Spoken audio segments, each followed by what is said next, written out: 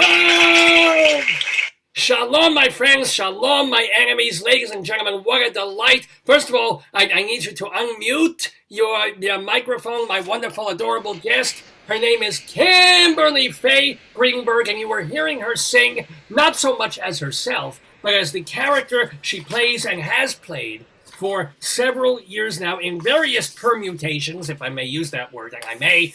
She is playing Fanny Brice in a show called Fabulous Fanny Brice that you can watch on the internet. She'll tell you all about it. She has also done, well, this is one of the interesting things that she has on her website. I can't disprove it, so I'm going to assume it's true. If everybody remembers back in the day, Cynthia Nixon was on Broadway in 2 shows at the same time. She was in Hurly Burly, and then she wasn't in a whole act, so then she could run in and be in another show, and then she'd run back to be in Hurly Burly in the 3rd act. Well, this is the only time that one actress has been on Broadway literally in 2 shows at the same time. The person we're with, Kimberly Faye Greenberg, was doing 2 off-Broadway shows at the same time. Why don't you start with that? First of all, shalom, Kimberly. Welcome to the Shalom. Thank you for having me, Rabbi. It's great to be here. It is good to see you. It is wonderful to see you. Shalom to you. Do you celebrate Shavuos? That's coming up in a couple of days, tomorrow. Yes. You do? Well, yes and no. I celebrate in spirit. I am a good Jewish girl, but yeah, I probably will not actually be celebrating, but yes. So you were lying, you said. You opened the show with a lie. You there we go. Rabbi. The guilt. Yeah, don't make you send you to Gaza. All right, here we go. So here's the question. That's kidding. So what was the situation? Was this the Sylvia Fine Kaye and the yes. Was it the same day, or what happened? Yes, so this was for One Night with Fanny Brice and for Danny and Sylvia, the Danny Kaye musical off Broadway. They both played at St. Luke's Theater, and it was more so that they played in reps. So I would do one show in the afternoon, one show at night, or they would be really literally like one right after the other, and it would kind of go back and forth. And that was, yes, I am the only one to do that off Broadway. So there we go. I mean, there are people who were in Shakespeare repertory companies where they're King Lear one day and Hamlet. I don't know. Yeah. I think it's different because is off Broadway versus. I would go back into the files of the Cocteau repertory downtown and see. All right, I'll let you do that. That's all good. I didn't actually pen the phrase, so I'm trusting the people who pen the phrase for That's a good press agent for you right there. That's some good seichel. Exactly. Do you have what is your Hebrew name, please? Kalila. Mm-hmm. That's like a conflation of Hank Williams and Knight, or what? Where did that come from? I don't know. I actually, it's so funny. I used to know, but it's been years since I've actually discussed that. You're the first person to ask me that in many, many moons. Yeah, well, look who you're talking to. I know. My parents, somehow they decided that was maybe the closest they were going to get to Kimberly, so that's probably why it went that way. Well, so somebody died with a K or a Kuf or yeah. Exactly. So did your parents, were they supportive of you when you were like, Mom, Dad, I don't want to be a lawyer, I don't want to be a doctor, I want to act and sing? Well, they did pay for dancing, singing, acting lessons since I was a kid, so I guess you could say yes. I've been doing it since I was little, and I'm not sure how they felt about me going to get a degree in theater, but that is what I did. And it has been what I've been doing, so there you go. I'm sure they would have liked potentially to pick a life that was more predictable, but they are definitely supportive, so that's okay. But let me ask you, you've been a working actor. Have you had to have supplemental day jobs and stuff, or have you basically be able to make a living acting? I think for the most part, my living overall is in performing arts. I would say it fluctuates depending on the year as far as acting. What's your language? Okay, yes. But I mean, my day job, I put that in quotes, is as a Broadway wardrobe dresser, so as a swing. So I do both simultaneously. When we're talking about the two shows off Broadway, at that same time, I was also swing dressing at Billy Elliot on Broadway, which was on the same street. So I would literally do a matinee of one of the shows, and then I would run down the street and end up at Billy Elliot in time for the middle of the first act for a big quick change. And I would dress the show there, and then I would go back to my theater and do a show at night. So it was always funny because I was always in like my pin curls and my lashes and my makeup, dressing at Billy Elliot, and then running back to my theater and doing the show. So That actually sounds more stressful than doing the repertory of the two shows. If you're physically running and backstage at a Broadway show, putting trousers on the I know. Well, I don't know. Looking back, because this was now several years ago, I'm not sure how I physically did that. I don't know if now I'd be able to do that, but I had a lot of chutzpah and a lot of energy at that point. No, so tell us some secrets. What famous people have you seen basically naked? I'm just curious. I'm like, yeah. Well, I don't know if I could give away my secret. Yes, you can. Yes, I mean, especially if they I've did. dressed a lot of shows. So, I mean, I've dressed everything from Lion King and Aida and Cinderella and Something Rotten and Grease and Billy Elliot. So, and I, as a swing, I do a lot of what are called dresser tracks in the building. So that's a lot of different people's jobs, dressing a lot of different actors. And I go in when someone's sick or on vacation, and I do their job. Basically, that's what a swing does. So I have met and worked with and dressed a lot of Yeah. individuals. All right. But Well, as a dresser, we don't really actually pay attention to any of that. It's not really something that we're. no, yeah, you never pinned a thing on Hugh Jackman's fly. No. But let me, like dressing the Lion King. Does this mean you put like big old weird headdresses and wings and humps on Sure things? does. It means you actually, for like the giraffe, you actually climb a ladder to put the stilts on the actor and put that big, if anyone's seen who's watching, there's a big giraffe headdress, and you climb a ladder to stick that on whoever the actor is that's playing it. Yes, it's a lot of dealing with puppets and like carrying really big puppets or on your back or lifting them. A lot of hyena heads, you know what I mean? They're all on big harnesses that go over the actor's body. So yes, there is a lot of that. And this is why equity stage managers run around with clipboards. It's like, let's see if that ladder's sturdy. Yeah. Yes.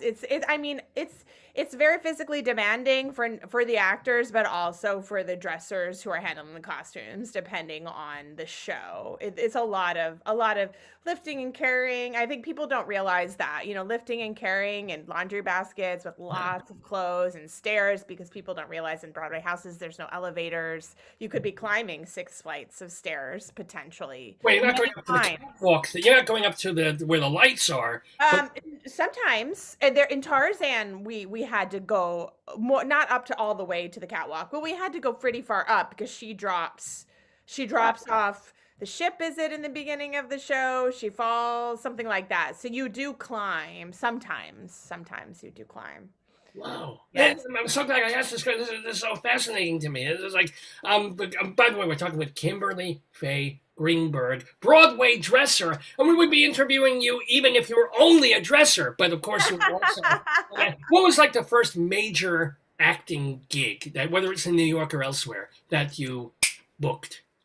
Oh, goodness. That's it. That's a tough question. I mean, I've been doing a lot for a long time. What I think my first big gig that I thought was really, really cool was I booked a cruise ship like right when I was very young. And then I worked at a lot of TV when I was younger. Commercials or what? What did you do? Oh, I did like ER, and I did a season of Buffy. It was glorified. It was a little glorified background work. I was very young, but I did an actual TV show when I was in high school as a host of a TV show for teens about health and wellness. So I did that. I guess that was a pretty good job. What network? Where was it? Oh, it was California Educational Cable and in the school system. All So right, hey, yes, yeah, yes, yeah. because kids are stupid in California. They need this. Yes, I guess so. I mean, I don't know if things have changed. This was many moons ago now. But But it sounds like you did the West Coast thing. It sounds like you were on that full season. You said of not Buffy. well, it's funny because I moved to New York a few years out of college, which was in 2000, which will age me a bit, but that's okay.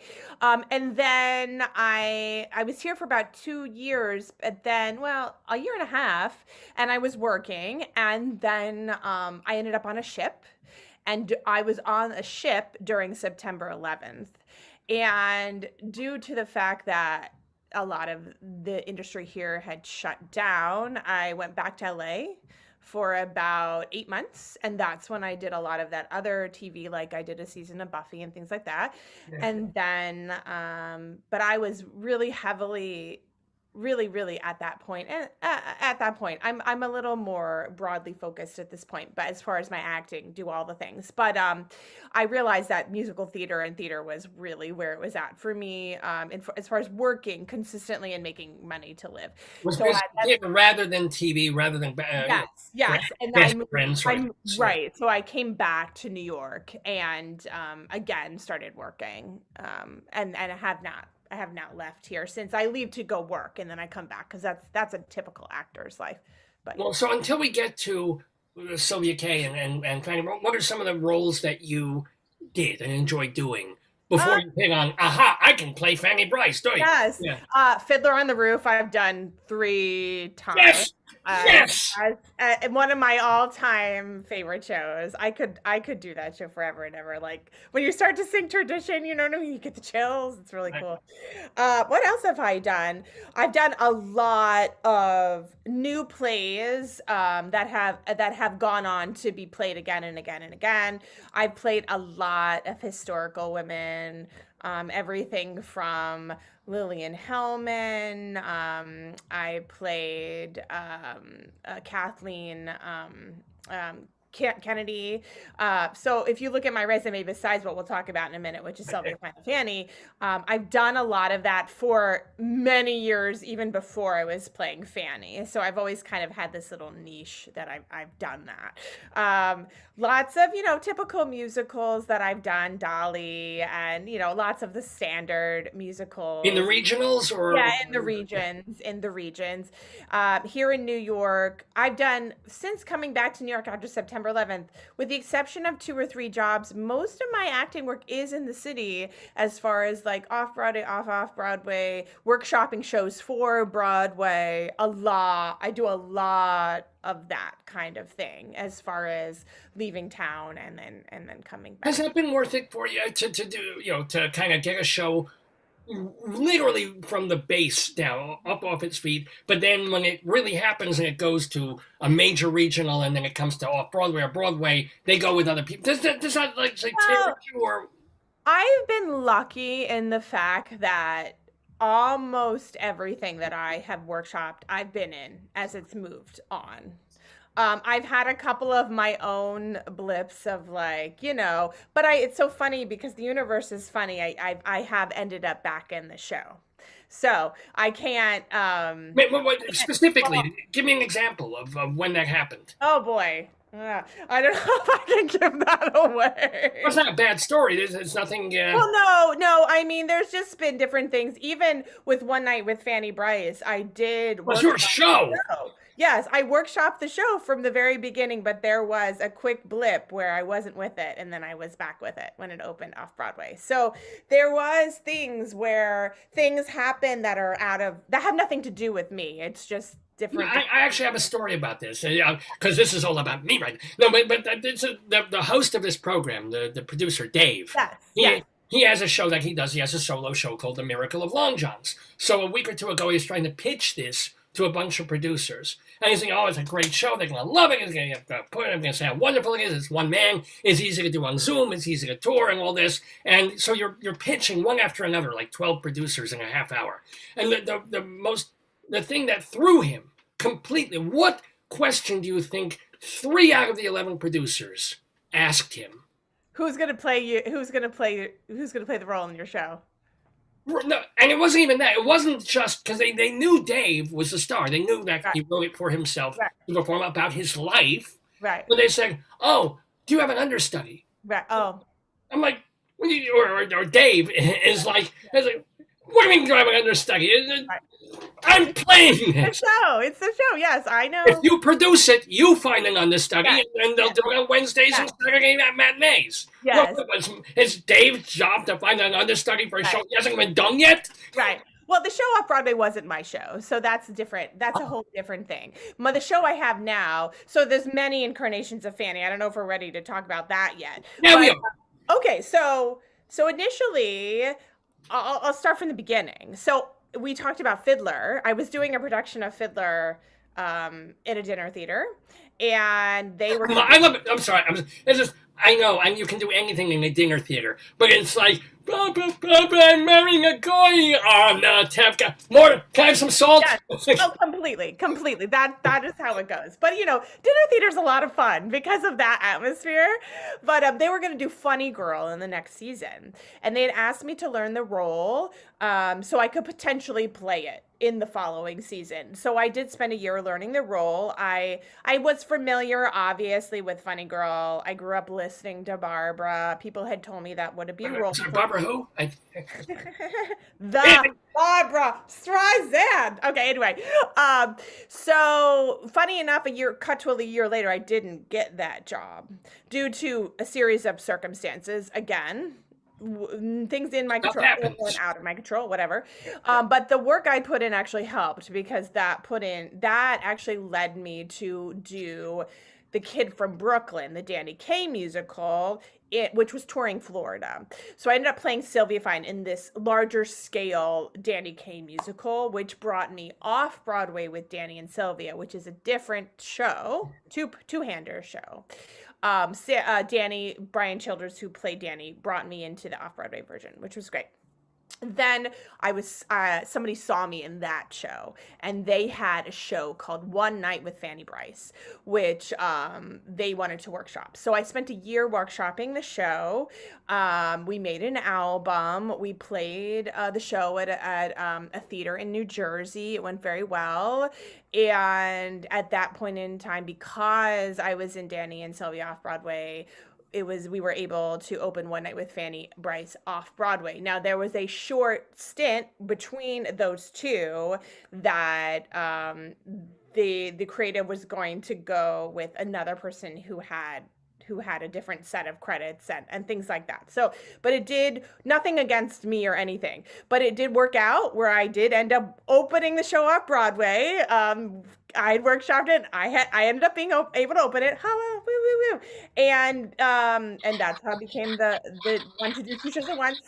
And then people saw me in that show, and so numerous things started to happen. I had good reviews in the Times and the Associated Press, blah blah blah, and I was asked to be in a workshopping for Broadway called Ghostlight, which had the character Fanny in it about Olive Thomas, who haunts the Ziegfeld.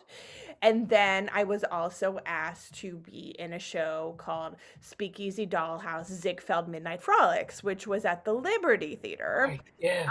And that was again about Olive Thomas, and a series of other things.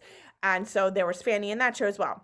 And then since people had seen me in Fanny, I was then getting phone calls about, do you have something else that you can bring to us? And that's how I created a show called Fabulous Fanny. So the current show is yours. Yes. So Fabulous Fanny, the songs and stories of Fanny Brice, or what its shortened name is, Fabulous Fanny Brice, is my show that I created because of answering a need. Because and people want to see a show about. Yeah. So since people have seen Funny Lady, Funny Girl, the other Fanny Brice show, what tact is yours? What is special about yours and your telling of her story? Well, it's very different. I had to ensure that it was a completely different show than what I did off Broadway. And what's different, the two differences are the One Night with Fanny Brice in its own right was a very linear journey of Fanny Brice's life from kid to adult through adult.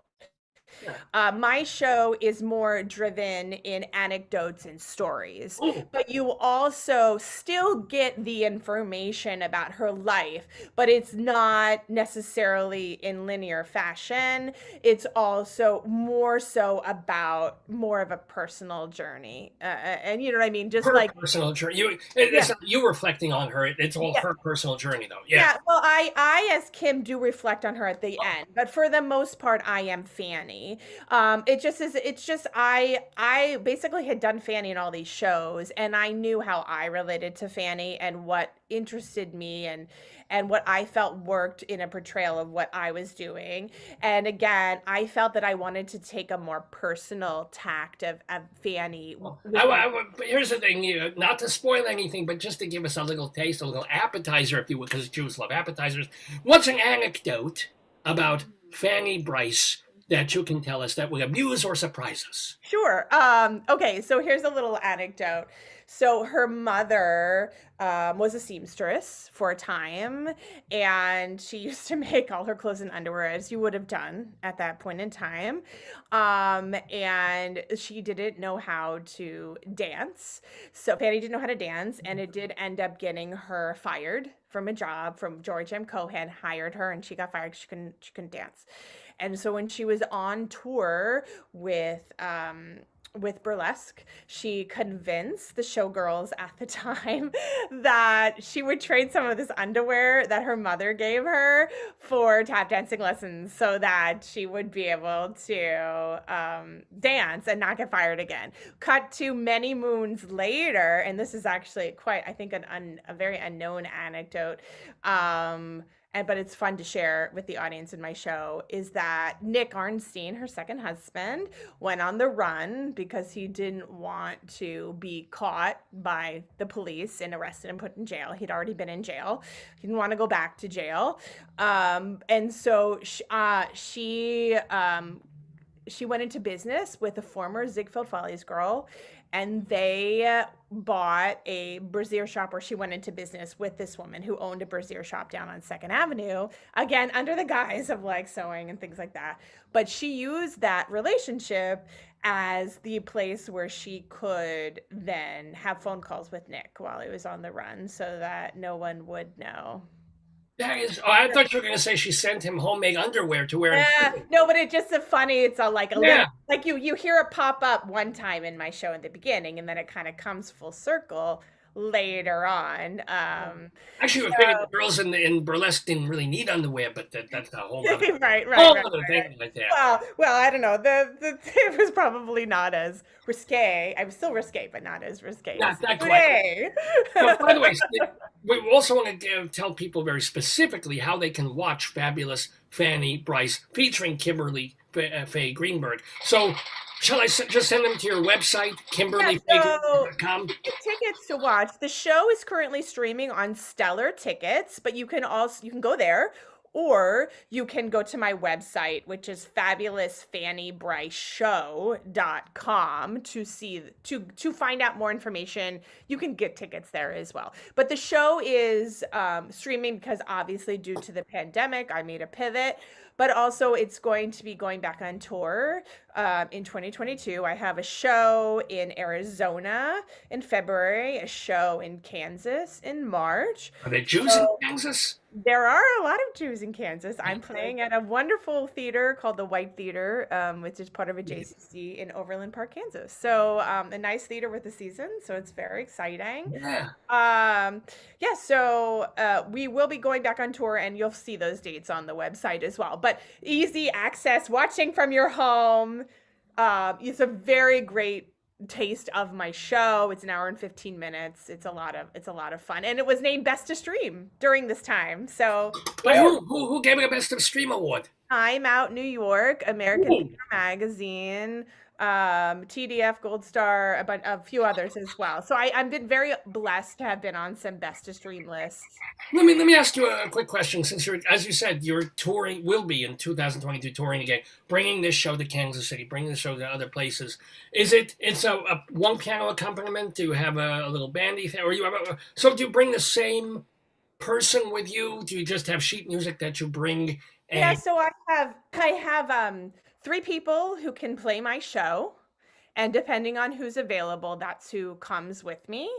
And yeah, it's just myself and my accompanist, and I have a set that I ship in advance. Oh wow. And it's fully staged and costumed and lights and How everything do you like ship us? How do you do even that? well, Yeah, I box- have 4 large banners that get shipped in the mail. I bring props, and then the venue also has to provide certain things in order to fill the stage and make it look like it should look. So, yeah, yeah. No, I'm just curious about how the machination, because it's not just you against a brick wall. It's No, you. it's not. It's more than that. Yeah. Yeah. Yeah. It's like watching I mean, it's not a full-scale Broadway musical, but it's also not just me singing at a piano. It's not that at all. It's a show. It's a show. So let me ask you that now that you've been doing it for a while, and are you working on any other solo shows or working on any other projects? Well, you're the second person to ask me, are you going to do a different solo show Have an with understudy? No. somebody else? No, at this moment, that's my full plate. However, as an actress, I've been very busy during the pandemic auditioning for a lot of other projects and TV and film work. I mean, before the pandemic ended, I had my first big recurring role on a television show called Plot What? Against America on Well, HBO. yeah. Plot Against America on HBO. And unfortunately, I had a wonderful scene with Zoe Kazan, but it was cut, which is sometimes happens. You still see me in the show, but that's okay. It has brought a bevy of other wonderful opportunities. So, and I hope to work with those creatives again as well.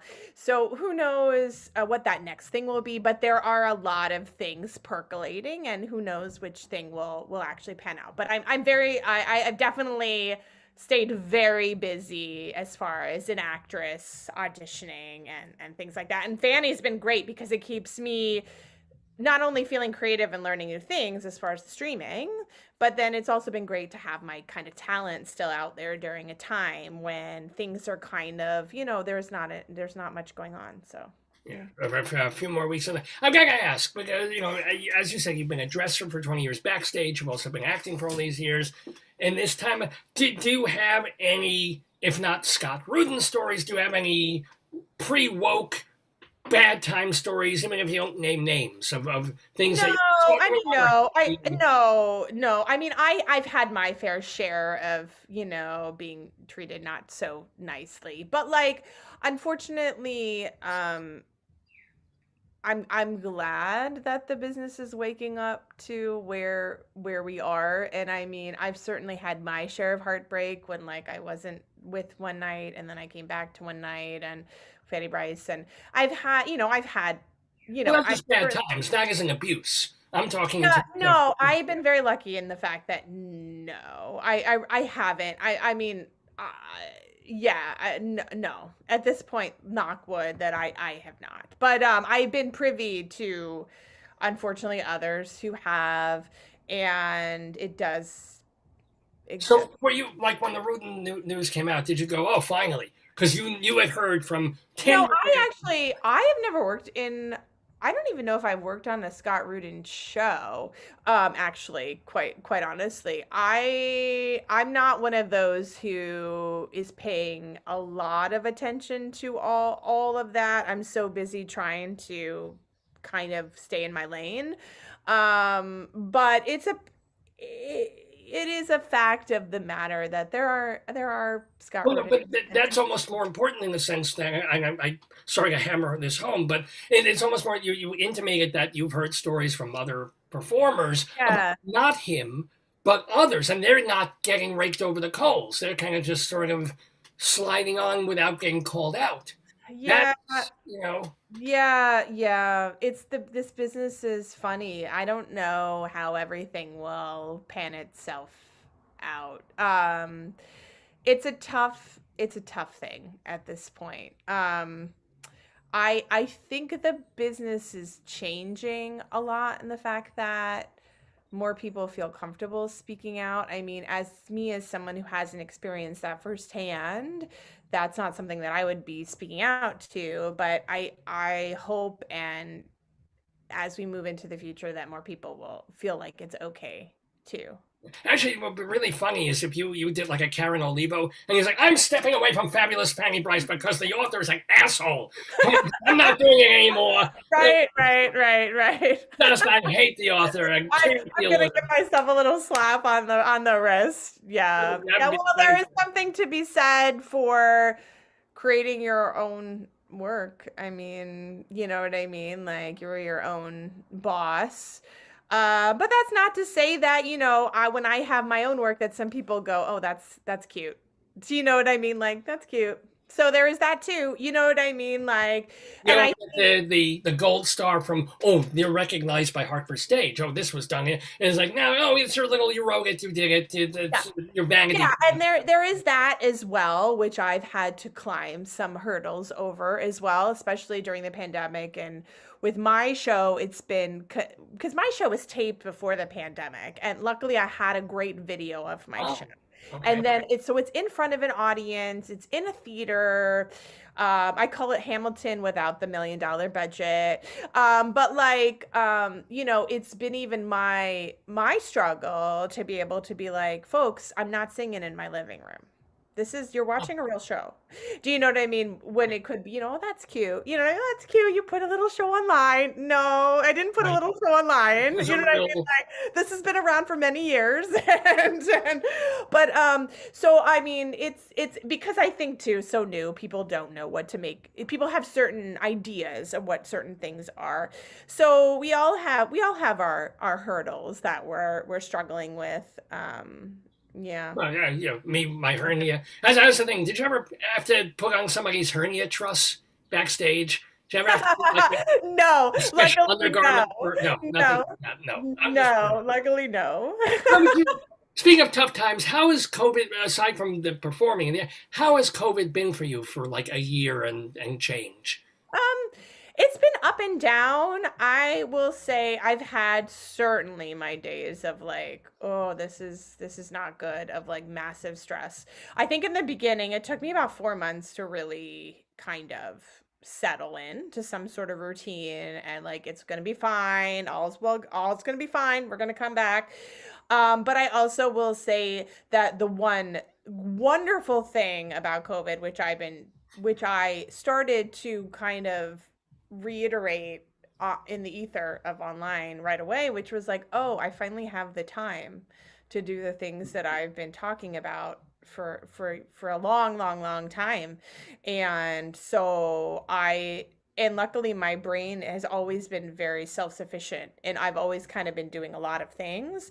So I've been able to like really embrace that and create some things over this time, or try to, do things that I've been meaning to do for a long time, that I finally had the time to do, so that maybe when we come out of the pandemic, or we're coming out, you know what I mean, I have other things other irons in the fire, or I've expanded my performing ability in a certain way, or now I have Fanny and it's a whole different thing, you know what I mean? So I've tried to embrace that and be open to it and encourage others, because that's the thing that we usually don't have any time. I'm usually just running around like a chicken with its head cut off in my everyday life, trying to balance all my plates. So exactly. Well, he still has the head, but yes, exactly. After Shabbos, we'll cut it off. You mentioned, I still can't get away from this Barbara. So yes, you've seen Funny Girl, you've seen Funny Lady, or have you purposely not looked at that? Oh no, I've seen both many times. Okay. Oh yes. I'm not in any way doing Barbara in what I do. I am not Barbara in any way, not in voice, not in any of that. But oh yes, I certainly have seen.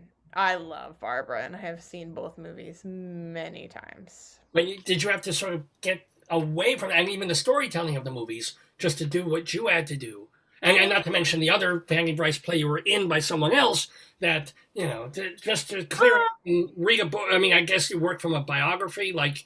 Yeah, I mean, because of all this and all all the things I've been in, I had so much massive amount of information to pull from.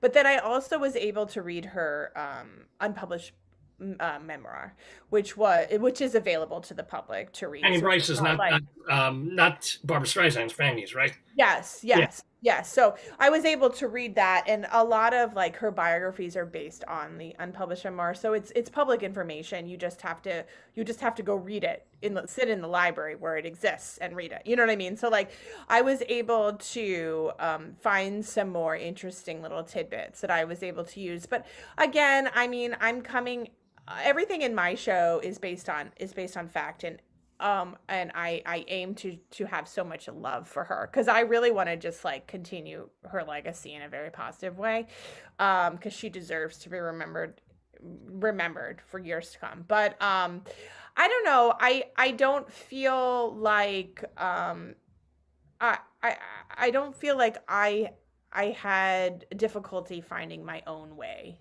with the my show.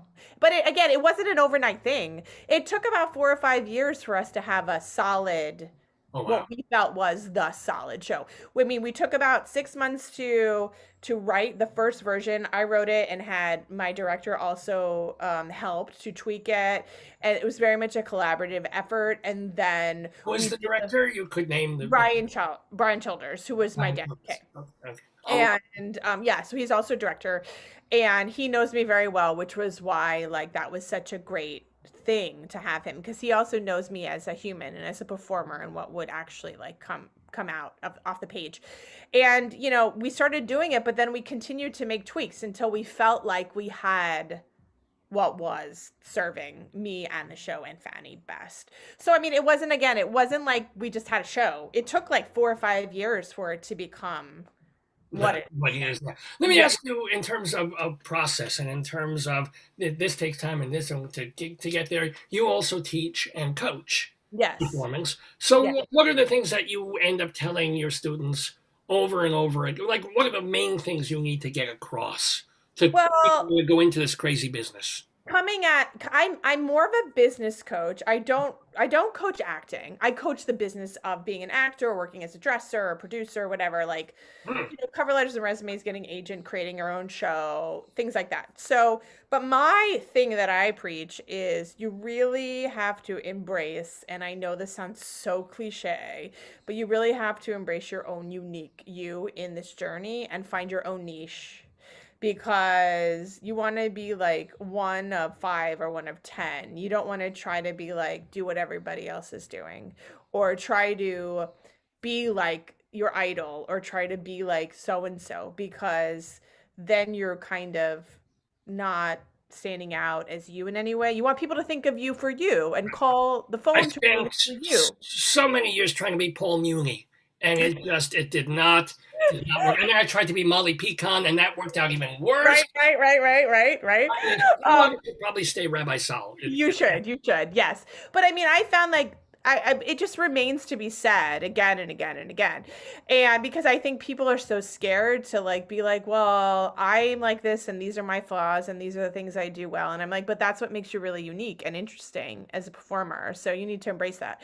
Because then when that part comes along that's right for you, it'll be for you. It won't be for anybody else.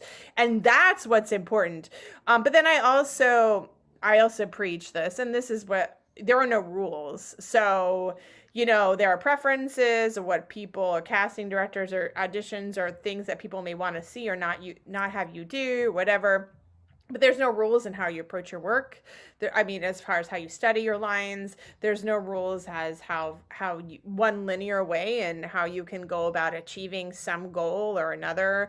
I mean, truthfully, we're all figuring this out as we go along. Do you know what I mean? So, when one door opens, one door closes, figure out another way to open a window or to walk around the door, or you know what I mean? Like there's all that.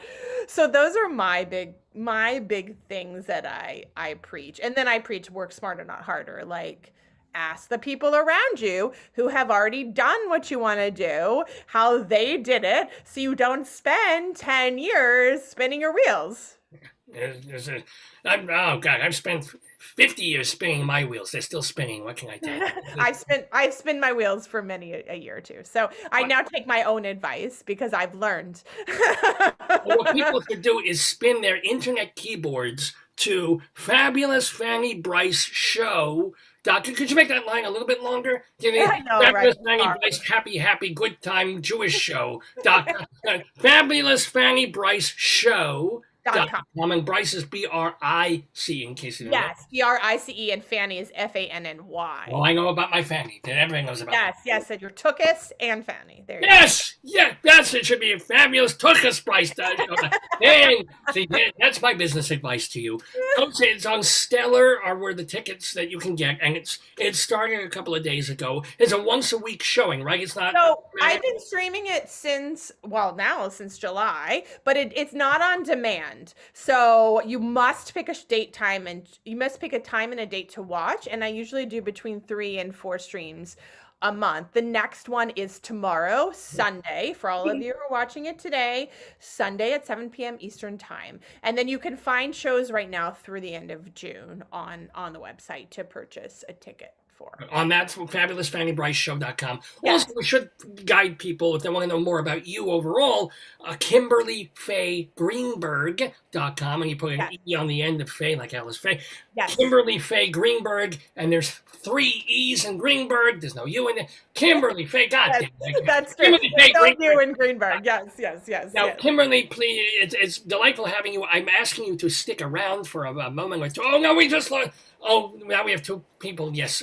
Okay, we've got people coming into the waiting room. This is good because you're going to stay and play the today, yesterday trivia quiz. No.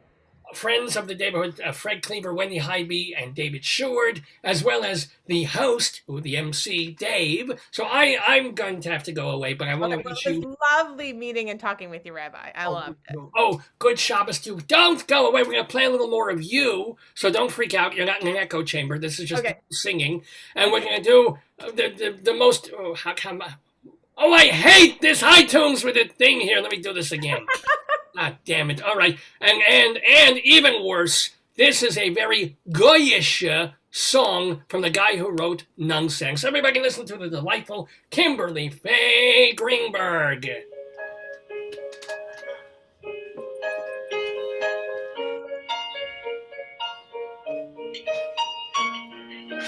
At St. Clair's School, religion class began with Mass each day. It was said in Latin then, that's how I learned to pray. The nuns appeared in black and white, and so did every rule. Things were always wrong or right at St. Clair's Catholic School. Hosanna, Hosanna in excelsis excellence. Ladies and gentlemen, you are watching the Dave... No, we haven't suddenly changed religions on the show. We're just playing a little bit of Kimberly Faye Greenberg there on the Dave's Gone By program. Kimberly is going to be joining us with our return guest. Let me get my hair done. I always should do this before I go on camera. So I'm Dave Lefkowitz. It is 11:45 in the morning Eastern Time here on Dave's Gone By Live on this Saturday, May 15th, 2021. Our 798th program. We're calling it Brice is Right because Kimberly Faye Greenberg from Fabulous Fanny Brice is with us to play the Today, Yesterday quiz opposite our reigning usual champion, David Sheward. Hello, David. Good morning. Good morning to you. And David is, of course, the former president of the Drama Desk. He's also a blogger for The David Desk and a writer for CulturalWeekly.com and TheaterLife.com. We also have our friends live from Greeley, Colorado. You have to unmute yourselves, guys. But if you can just hit that unmute thing. Fred Cleaver, he's the one with the beard, and his darling and adorable wife, Wendy Highby, are with us live from Greeley. How you guys doing? Good morning. Okay, good. I love the one-word answers. It's just so great for radio. But how's life in Colorado these days? How's it been now that nobody's masked and everybody's carrying guns and it's a Wild West over there? Yeah. Oh, good. Say all right. How's your mom, Wendy? She got shingles. Oh my God! See, I told her to get aluminum siding. What happened? Yeah. No. Sorry, I'm worried about her. No, no joke. I actually had shingles many years ago. It was like Tissue. right like under the. It hurt. It was not a fun thing. Yeah, she didn't need the extra pain. She already had enough pain. No, I'll wish her my best and tell her Thank you. from now on she needs to stay away from shingles bars at her age. Yeah. Yeah. The comedy. The comedy. Oh dear. Thank you. And David, how's your week doing? How have you? Fine. I visited my mother last week for Mother's Day, and she's doing okay Yeah. in Pennsylvania. And school's almost out. We just got a little while to go before summer vacation. So maybe I asked you this before, but have you made, and you and your husband made any plans to? Because now you can go away. You can go do something. We're planning to spend a few weeks in Maine in July, and hang out and to go to the beach and relax. Yeah, man. Yeah. Eat some lobster and just to go to Maine. Well, and Saturday mornings it'll still be Eastern time. I expect you to be here with us playing the Today game as part of your vacation. I'll do my best. We'll see. So welcome everybody. Welcome and please do welcome our very special guest today, Kimberly Faye Greenberg. She is doing a Zoom. Well, it was pre-recorded even before the pandemic, but you can watch on Zoom her show, Fabulous Fanny Brice, in which of course she plays Nikki Arnstein. So there you go. Anywho, Kimberly, you're here to play. We're all here to play the Today Yesterday quiz. Let me tell you a little something about it. It is a history trivia quiz. It's not just theater. It can be any kind of question. The theme of it is that since this is May 15th, all these questions happened on May 15th in history. So on this date, blah, 100 years ago, 500 years ago, and so forth. Some of them are multiple choice. Some of them are quick trivia. Some of them are ridiculous, and you just kind of have to guess. And some of them, if you don't know them, you're going to feel really stupid. So it's this whole mix of things. And the first thing I will ask you, Kimberly, as our special guest, could you kindly pick a number between 1 and 6 and tell us what it is? 4. 4. Kimberly gives us a 4. So, Fred and Wendy, since you're not the every week regulars, you get second choice. What is your numerical choice? 2. 2. So you got Fred and Wendy giving us a number 2. I'll wipe it up later. And so, David Sheward, what is your number, please? I guess 5. 5, my favorite number. That is actually my favorite number in the world. David Sheward with a number 5. The reason I'm asking this, as David certainly knows, is that I'm going to roll a digital die. Okay, I'm going to click the button or the dice to roll it. Here we go. You got to roll it. And it comes up the tumbling dice to number 5, which, oh, go figure. David Sheward gets to choose. Do you want to go first, second, or third? This time I'm going to go first. I had a strategy last week. It didn't work out, so I'll just go back to choosing number. I mean, it didn't work out. You won by like 8 points last week. What are you talking about? Anyway, I'm going to roll the die again, and it comes up number 2. So, Fred and Wendy, do you want to go second or third? 2. You want to go sticking with that number 2. I'm not going to go in there. And then, so by default, Kimberly, you get to go third. So you actually get a sense of how the game is. I don't suppose you've watched any previous episodes or know how. I have.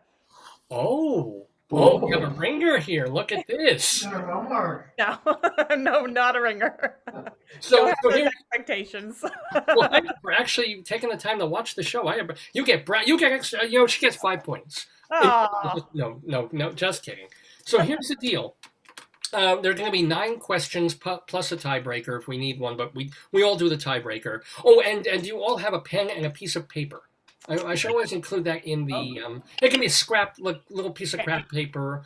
You can use blood. Oh yeah, Kimberly, go get your just a little thing you can write on. Fred's gonna grab his, and after he does that, he'll get a pen and paper. You said that. I didn't. I know. I'm sorry to make you do that, guys, now. I never put that in the initial emails, but I forget until I'm literally here doing it. I'm like, oh, yeah, for the tiebreaker question, we need to do it that way. So, David Sheward, you get the first question today in our Today, Yesterday quiz. Okay. Are you ready? Yes. The year 1491. Ah. Beginning this week was an uprising by Dutch peasants and fishermen against the Saxon government.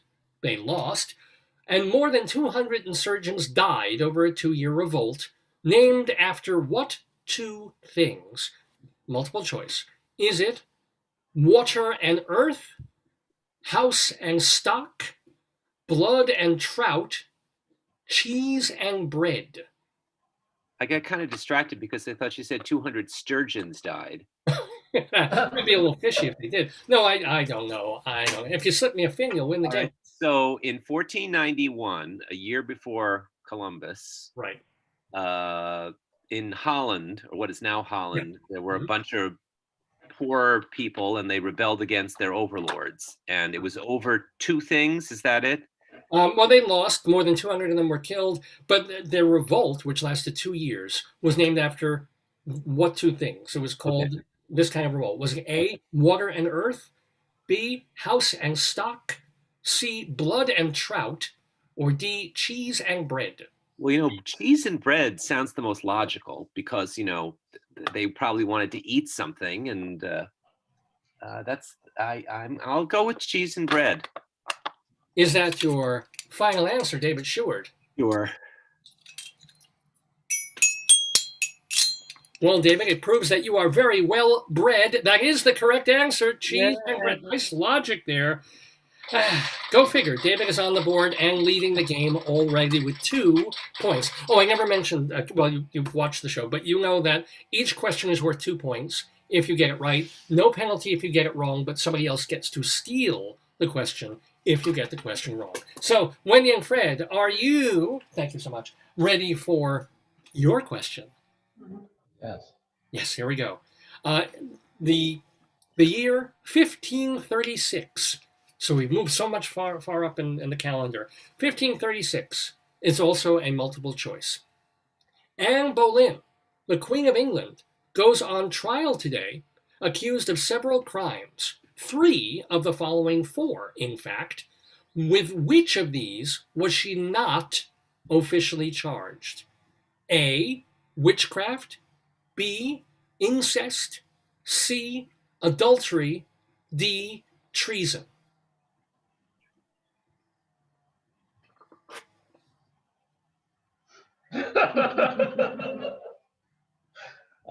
And I've done all 4, so yeah.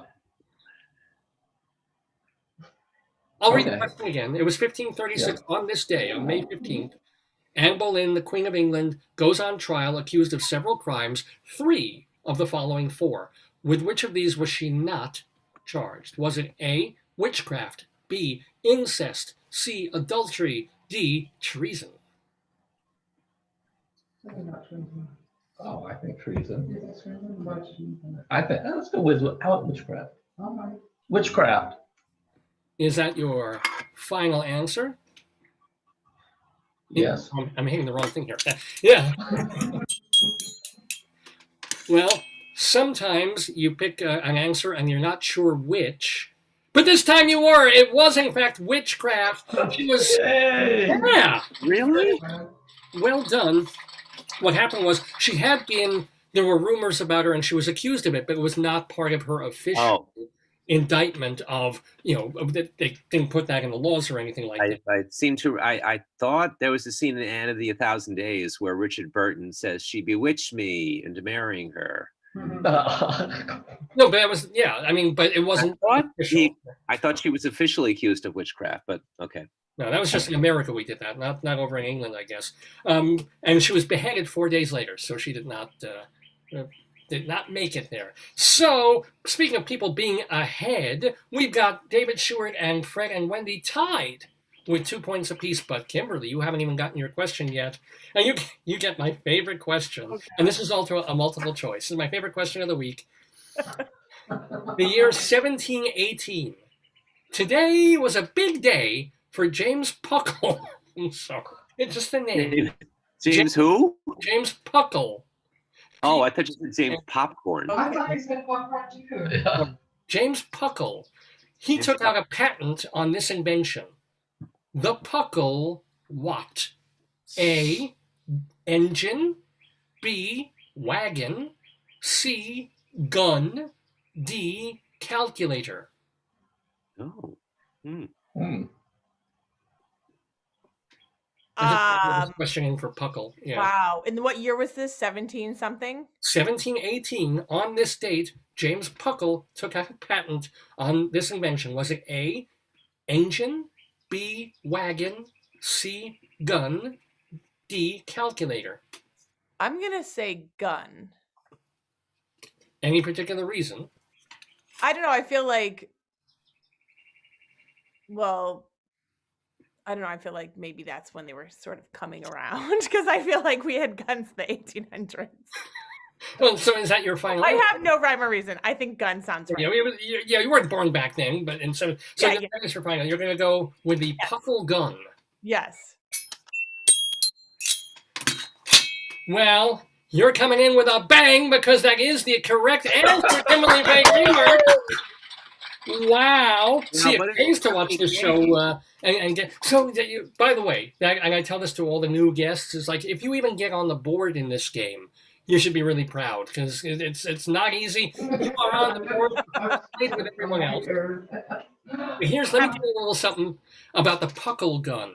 I just love. I will say that all day now. The Puckle Gun. It was an early version of a machine gun for mounting on ships. You could fire 63 shots in 7 minutes versus only 35 with a reloading musket in that time. You can also, and this is amazing. This is like in the patent information. You could use round bullets for Christians and square bullets for Muslims because the latter do more damage. And Oh, I see. the idea was convincing the Turks of, quote, the benefits of Christian civilization. That would wound them We harder. won't shoot you if you turn. We won't shoot you as badly. We'll shoot you with this nice, gentle, Nice bullet. yeah, the oval bullets, right? You'll have less damage if you convert to Christianity. Seriously, if you're a Christian, yeah. The gun did not achieve mass success. In fact, this is great. One critic, since David, you know what it is to be a critic wrote that the only people the gun ever wounded were its investors. From a great line. Was this Armaments Weekly or something? I don't know where I got this, but looking up the Puckle Gun. Yeah. I mean, it's just the name is so cute. And honest to God, when I was growing up, little Jewish boy, one of the names that my parents used for genitalia was your Puckle. So when I saw this, I'm like, oh, God. Your jingle hopper. and let's be honest, he was kind of. Anywho, we come to our second round in a three-way tie. Ladies and gentlemen, Hey. 2 points apiece for Exciting. And by the way, it's 11 o'clock in the morning Eastern time here in the neighborhood. You're watching Dave's Gone By. With me, Dave Lefkowitz, my wonderful wife, Joyce. Remember that you can see and hear all our archives at davesgoneby.com. We also post our archives on archive.org. The audio on castbox.fm. We put our stuff on our Dave's Gone By YouTube channel. Basically, if you want to find this show, you can find it. So, are we ready for round 3? Yes. Yes, we are. Round 3 begins with David Sheward. Are we at round 3 already? I'm sorry, round 2. Round 2. Round 2. Pardon me. The host is allowed to make mistakes. You're not. Okay. 1863 was the year. Opening today at the Palace of Industry was an exhibition of works rejected by the Paris Salon. Most famous among them were Manet's Luncheon on the Grass and Symphony No. 1 in White, The White Girl, by this painter, who was even better known for his earlier Arrangement in Gray and Black No. 1, albeit by another name. Name that artist. Oh, dear. I'm still thinking about, if they had an organization of critics who wrote about guns, The Pucklers, I think they called them. they would call it the drama gun desk or something. Uh, The Hamiltonians, Joyce or said. the No, New York Gun Critics Association. it Okay. probably is. Yeah. All right. So This is called. if you had asked about Le Déjeuner sur l'herbe, I could have guessed that. But okay, so what painter did arrangement in black and white? Is that what it was called? Arrangement in gray and black #1 is this person's most famous painting, albeit under another name. But in this thing that was against the Paris Salon with these other artists, he also had Symphony #1 in white, The White Girl. No, it's not. It's not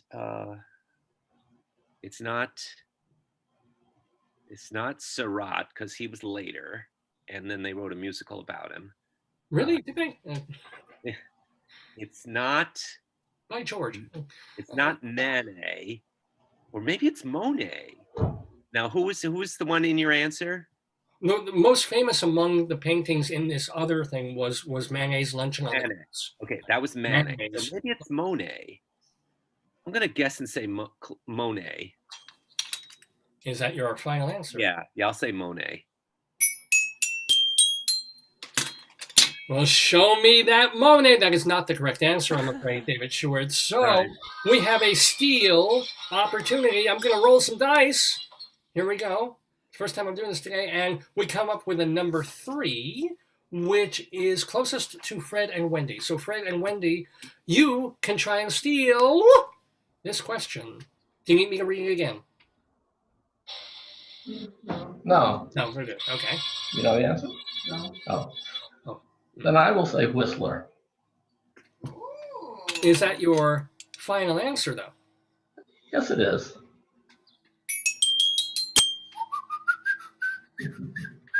Yes, ladies and gentlemen, well done, Fred. It is. It was James James Abbott McNeil. Yes. So the arrangement in gray and black #1 is best known as His mother. Whistler's Mother. That was the Oh. yeah. Yeah, and it was also mentioned in the Louise Penny mystery novel I was reading yesterday. Really? Wow. Awesome. Yes. Wow. There's also an episode of Peabody and Miss Sherman where they visit Whistler and Yeah. he's trying to get the mother to pose, and she won't do it because she wants to play cowboys and Indians. I gotta see these again. I haven't seen Rocky and Bullwinkle in so long. I definitely have to. Joyce, I'm regressing. I'm watching Molang and Pew Pew on Netflix now. It's like they're great. They're like 3 minutes long and they're fabulous. But you gotta see them. Also the Trailer Park Boys. Anyway, I'm getting way off topic here. But we have our next question, which will go now directly to Fred and Wendy, because Fred and Wendy just stole that question from David. Okay. So they've got 4 points. You can build on your lead if you get this one right. The year was 1869. Vote early and vote often. Formed today is the National Women's Suffrage Association, which was founded by these 2 great reformers. Please name them both for 1 point apiece.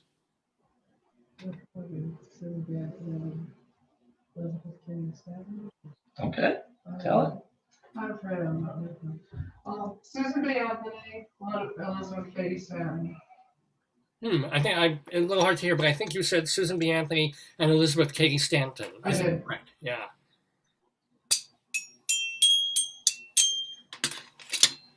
Well, you get my vote for the correct answer and 2 full points. That is absolutely, you got them both. Okay. Well done. You have 6 points now.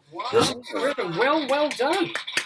Super job. Very We good. have so much more game to play, and it's still anybody's game. Although Fred and Wendy are starting to run away with it. So Kimberly, you Oh, boy. got your work cut out for here. Cut out for you here. Here we go. Are you ready? Mm-hmm. 1897 was the year. Founded today in Berlin by Magnus Hirschfeld, is the Scientific Humanitarian Committee. It's actually considered a landmark. Why? Read that again. Of course. The year was 1897, founded today in Berlin by Magnus Hirschfeld, is the Scientific Humanitarian Committee? Is actually considered a landmark. Why? Oh my goodness, I have no idea. I don't have an answer. What happens if I don't have an answer? You can you don't get any points. You can pass or you can guess. No. Humanitarian. I'm passing. I have no idea. I Okay. know. I don't know. Well, that means though that I can roll the die and see who might get to steal, and the die comes up number 1, which is closest to Fred and Wendy. So Fred and Wendy. I can read the question again. It was 1897 in Berlin. Magnus Hirschfeld founded the Scientific Humanitarian Committee, considered a landmark. Why? No, Googling or Wikiing. Committee, yes. Why is the committee a landmark? That's what it did. They awarded a prize for it. Well, it,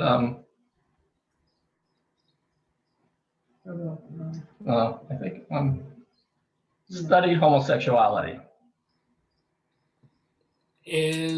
Studied homosexuality is that's what they did. Yes. I'm gonna have to go with the judges on this one. Promoted homosexuality, whatever.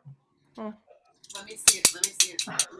And well, I'm going to give it to you because it was the first LGBTQ rights organization. Okay. It's a gay rights Oh. organization. And it was actually formed. I had no used that idea. there somewhere. Good job. He do that. How did you know that? Magnus Hirschfeld, did you know the name? Yeah, I've heard the name before. Obviously. Wow. Wow. And they put it together 4 days before Oscar Wilde was released from prison. I don't know if that Oh, I didn't know that. connected to anything. Really? Yeah, apparently, yeah. I don't know if it was. Okay. Yeah. 18, what year was it? It was 18. Where the hell? 90 something. 1897. Oh, 97. Okay. Okay. Oh, sorry. Yeah. Okay. But yeah, I well, thought 1770 something. no, 97. Sorry. 97. Okay. Be clearer on that. But oh my gosh, Fred and Wendy have 8 points. Yay! I mean, I love you guys, but oh, you're running away with the game. This is we get to round 3 now, and it's going to be tough.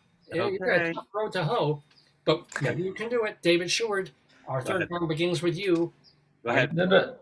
It's a multiple choice. 1905 was the year. Yes. 110 acres of Nevada land were auctioned off today to form what would become Las Vegas. According to the Downtown Vegas Alliance, all of these are true, except one. One of those. Okay. A, casinos make only about 40% of their total revenue from gambling.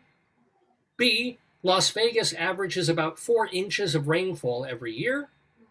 C, in the early days of Federal Express, its founder once gambled away half a year's worth of profits, but made it back in 3 years as the business took off. Oh, I'm sorry, made it back in 3 weeks, forgive me. Made it back in 3 weeks as the business took off. Or D, seen from space, the lights of Las Vegas make it the brightest city on the planet. So this is, which one is true or not true? The question is, all of these are true except one is false. So one of those Which is of these false. is not true. One of those is false. About Vegas, right. So is the false one A, casinos make only about 40% of their total revenue from gambling? B, Vegas averages about 4 inches of rainfall per year? C, in the early days of FedEx, its founder once gambled away half a year's worth of profits, but made it back in 3 weeks as the business took off? Or D, seen from space, the lights of Las Vegas make it the brightest city on the planet? Well, let's see. When I had a multiple choice before, the last one was not, I guessed the last one and that was wrong. And I got a feeling that Vegas is not the brightest city. I don't know. I just have a feeling that it's that. Oh no, I got it right. So that just screws me up, doesn't it? Oh, let's see. Maybe they make up 41. It could be any one of those. You know, it's probably just some subtle thing like they make up 30% of their revenue. So it's my wife is saying, yeah, you know David. Thanks, Joyce. Yeah. so it's the I'm evil that way, I am. Yeah. it's a bunch of revenue the amount of rainfall, the FedEx guy gambling, or it's the brightest city on the planet. Right. And the one that's not true. It's not true, right? The FedEx one is awfully specific, and you probably just changed the numbers around a little bit. And it's probably true. And the rainfall, I don't know. All right. Well, I guessed number 4 before, and I was right. So I'm going to go with the one about the FedEx. So you're going to say the FedEx one is not true. Right. Correct. You probably got it back in 2 weeks or 4 weeks. Oh, good Lord. You hear that? He's getting his money back. Excuse me a moment. Ooh. What on earth? Somebody doing something out your way? I'm having, well, no, I'm getting a high colonic as we speak, but good Lord. There's a big truck in the driveway next door, and they're making a lot of noise. Yeah, good. I've never heard anything like it. Apologies, folks. Apologies to everybody listening at home. And by the way, when it absolutely positively has to be there overnight, David Sheward gets it right. Oh my Lord! All right. Wow. Now, I think the fillings are loose. now, first of all, a couple of things. First, David, I do monkey with things, but I wouldn't be like 40 versus 41%. I mean, it would be. I wouldn't make it that subtle, or 4 inches versus 5 inches. If it was like 10 inches rainfall versus 4, then I would monkey with it. But the thing about the FedEx guy, this is kind of interesting. Frederick W. Smith was the company was down to its last $5,000. Yeah. When he first built FedEx, so he went to Las Vegas with company money. He bet it. He made 27 grand. Paid off the bills that were outstanding, and then the company took off. So it wasn't like he lost money in Vegas. Vegas actually allowed him to keep FedEx going, which is quite amazing. Okay. So yeah, that was the actual true story of the FedEx founder. But that means, David Sheward, you are climbing up there. You now have 4 points. You're still 4 behind Fred and Wendy. Okay. Fred and Wendy do get the next question in our Today-Yesterday quiz. Are you ready, guys? Ready. Power drilling outside my window again. You have no idea how loud that was here. It was extraordinary. I lost a filling. Joyce is saying she lost a filling. 1928 was the year. Making his film debut in a test screening is Disney icon Mickey Mouse. Contrary to popular belief, the movie was not Steamboat Willie. That came second. In fact, the first movie was kind of a flop and didn't become a hit until it was re-released with sound. By then, it was already the 4th Mickey Mouse film release. Which of these is not one of the other 3? Multiple choice. Is it A, Fast and Fearless, B, Playing Crazy, C, The Galloping Gaucho, D, The Barn Dance? So which one of those is not a Mickey Mouse movie? Correct. And not only is that not a Mickey, but not one of the first 4, the first 4. Oh, so it's the 5th Mickey Mouse movie. Well, could be. Or could be. Okay. So I'll read them again. Which of these was not one of the first 4 Mickey Mouse movies? Was it A, Fast and Fearless, B, Playing Crazy, C, The Galloping Gaucho, or D, The Barn Dance? Is it playing P-L-A-N-E or P-L-A-N? Which kind of plane? That's fair. It's a fair question. I will answer it. It's playing like an airplane. Okay. Yeah, that's I'm not everything. I'm not going to give you the answer.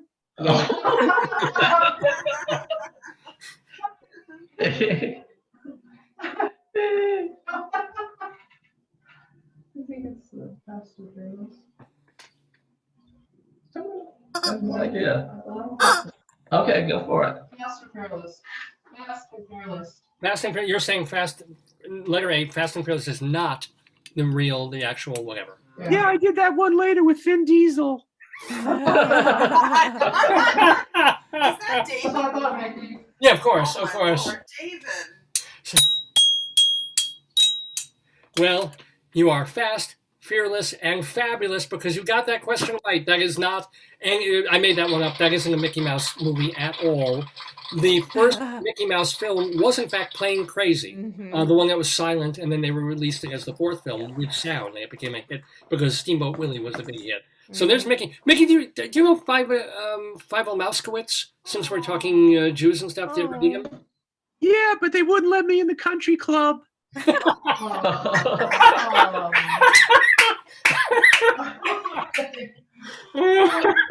Oh my God!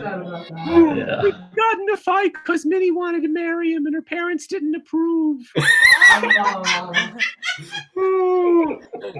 Just stay away from Art Spiegelman. He'll put you in some really bad comics right there. You won't want to be part of that. Oh my That's God! not part of ours. That's not part of our Saturday afternoon reading. Yeah. Oh my God! This is. I almost bothered me that everybody's getting pretty much everything right. I think I need to make It's too easy, huh? you know? But everybody's doing so incredibly well here. So wait a minute. So Fred and Wendy, you just got that one correct. You have 10 points. Wow. You Oh, yay. Woo! Well, not quite done with it because Kimberly gets her third question. Kimberly has 2 points. You can make it a big 4 if you get this multiple choice question right. Here is the year 1957.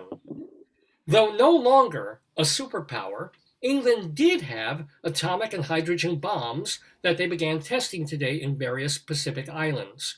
The name for this series of tests was A, Operation Christmas, B, Operation Grapple, C, Operation Popcorn, D, Operation Yield.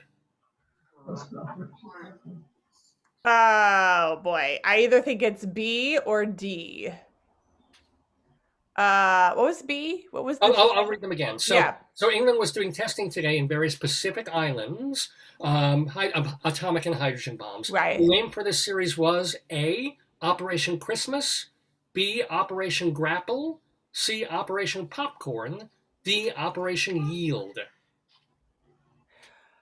Oh goodness. I am going, my gut is saying, and I don't think it's right, but my gut is saying D, Operation Yield. Although I don't know why they would be yielding if they're practicing building bombs. Well, they would probably want the other chaps to yield. Ah, It you're would be- right. Potentially.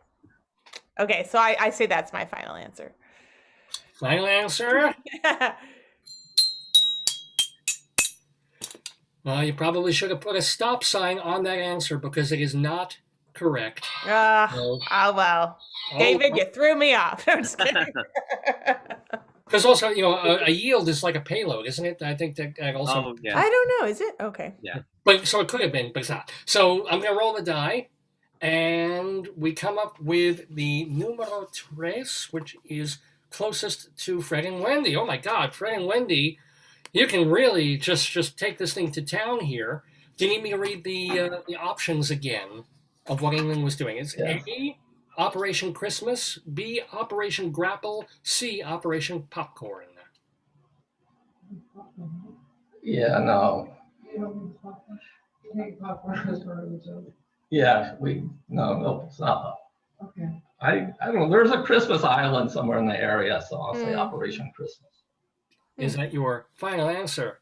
Yes. Jingle bells, jingle bells. You got that answer wrong. No, I'm so sorry. That is not the answer. Okay, maybe it was. David Sheward, you have the option here. Okay. Is it? All right.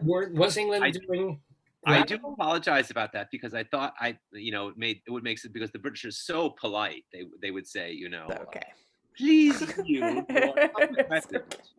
gentlemen, or we shall be forced to blast you.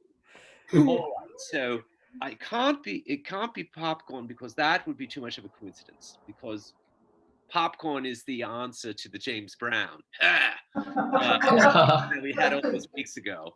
And popcorn is like a stand. It would be wild if the answer were popcorn. That would be pretty funny and too much of a serendipitousness. So I'm going to say grapple.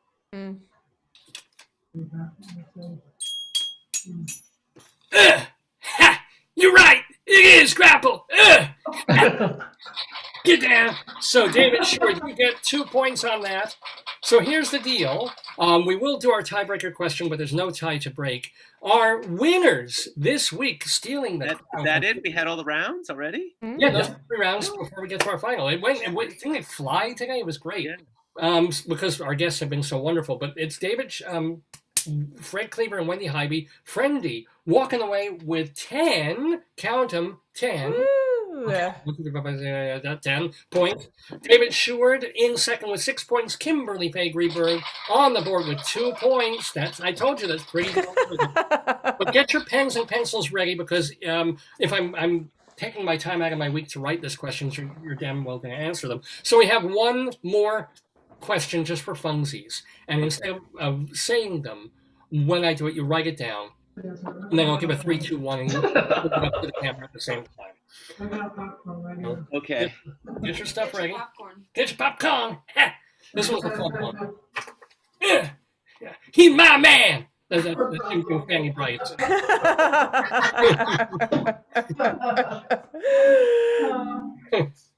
All right.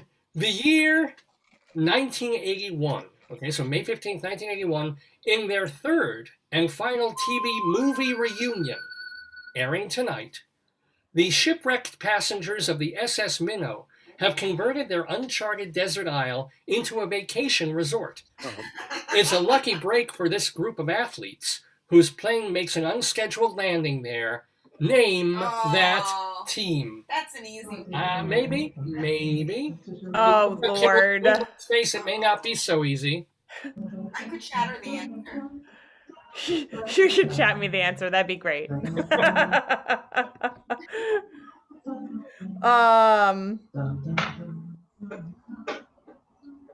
This isn't right, but there's no way this is right. Just tell her the stock answers of Hamilton and the Yeah, or you can write down Lin-Manuel Miranda, which is one of our stock answers here. This is not a stock answer, but it's not right either. I thought it was Lin-Manuel Noriega. Can I say more than one guess? The whole cast of Hamilton, they landed on the island. Yeah. 1981 was the year. He owns them. He owns the whole cast. So what I'll do is I'll read the question one more time. I'll count down 3, 2, 1, and then you show the answer to the camera. 1981, in their third and final TV movie reunion airing tonight, the shipwrecked passengers of the SS Minnow have converted their uncharted desert isle into a vacation resort. It's a lucky break for this group of athletes whose plane makes an unscheduled landing there. Name that team. 3, 2, 1. Let's see those answers. Oh my God. This is so off. I didn't think about actual sport team. Globetrotters. That's actually a great answer, Kimberly. That is a perfect answer. It was not a correct answer, though. I didn't think about the Globetrotters.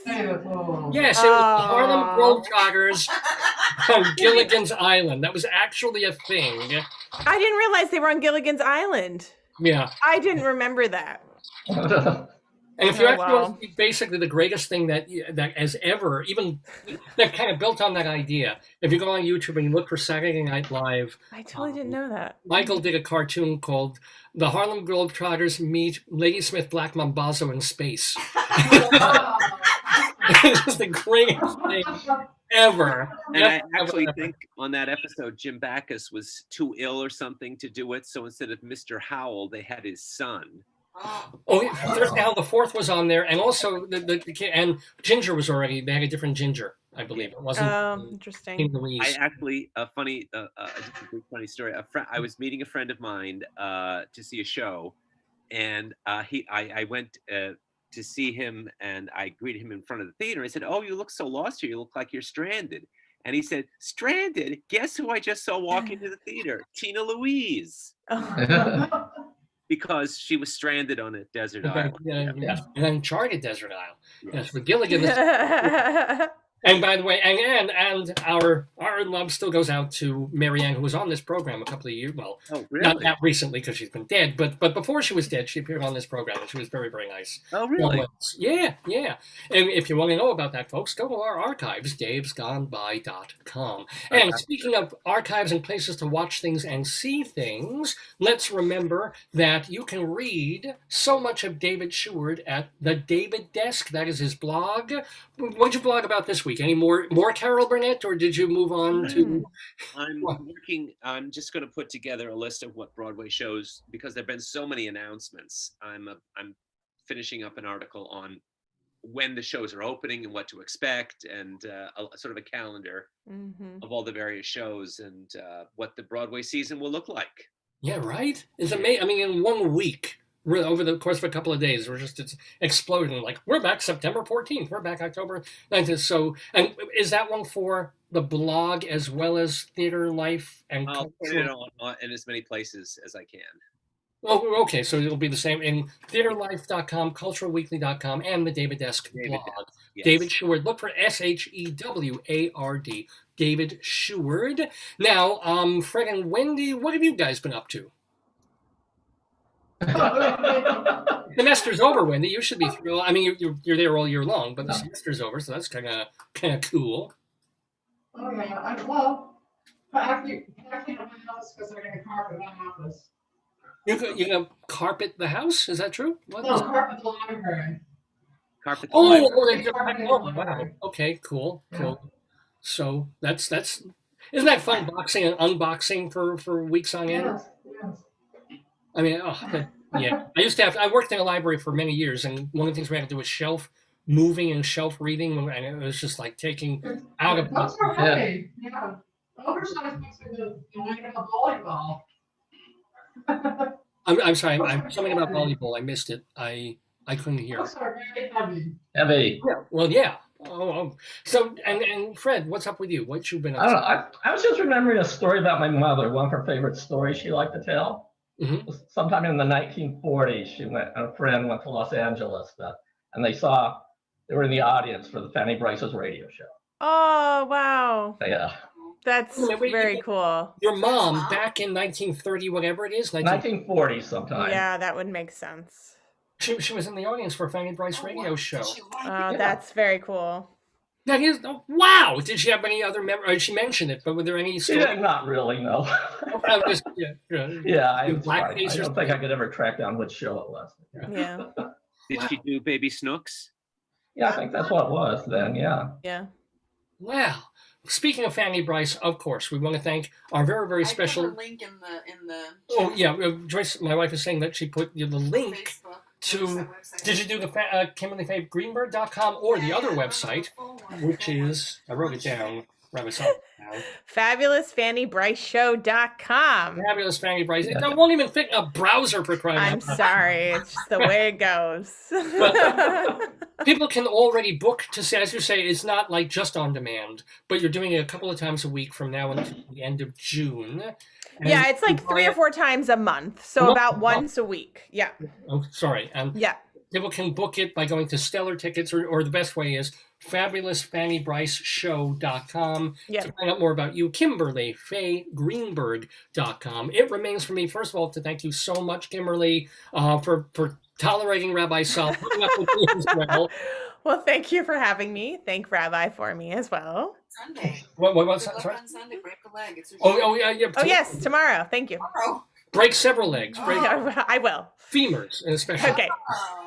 And thank you, David Sheward. Also, thank you, Fred and Wendy. Friendy. Good continued health to you all. See you all very, very soon. And now comes this laborious part of I've got to remove you all. So thank you and have a good weekend. Bye. Thank you. Bye.